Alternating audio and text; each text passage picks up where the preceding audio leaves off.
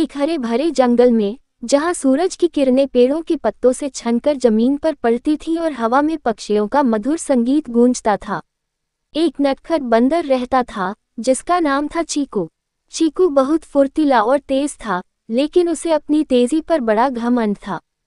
उसी जंगल में एक शांत और समझदार कछुआ भी रहता था, जिसका नाम था मिट्ठू। मिट्ठू धीरे धीरे चलता था, पर उसका मन बहुत तेज था और वह हमेशा सोच समझकर काम करता था। एक दिन चीकू ने मिट्ठू को देखा और अपनी आदत के अनुसार हंसने लगा। अरे मिट्ठू, तुम तो बस रेंगते ही रहते हो, मुझसे तो कभी आगे नहीं निकल पाओगे। मिट्ठू ने मुस्कुराते हुए जवाब दिया, तेज होना अच्छी बात है चीकू, लेकिन समझदारी और धैर्य उससे भी ज्यादा जरूरी है।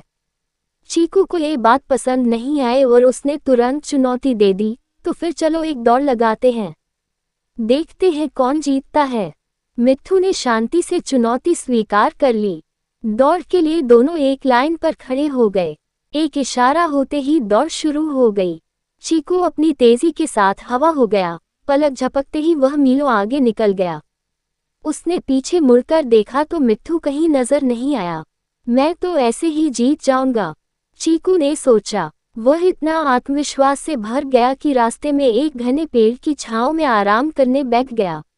वह इतनी गहरी नींद में सो गया कि उसे समय का कोई अंदाजा नहीं रहा। उधर मिट्ठू अपनी गति से चलता रहा।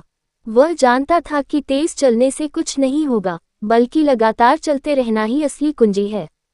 उसने एक पल के लिए भी आराम नहीं किया और धीरे धीरे ही सही अपनी मंजिल की ओर बढ़ता रहा।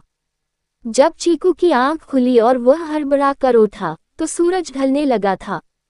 उसने देखा कि मिट्ठू फिनिश लाइन को पार कर चुका है और मुस्कुरा रहा है।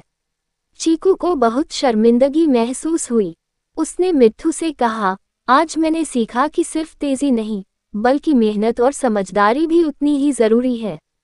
मिट्ठू ने मुस्कुराते हुए कहा, सही कहा दोस्त, कभी कभी धीमे और स्थिर रहकर भी बड़ी जीत हासिल की जा सकती है।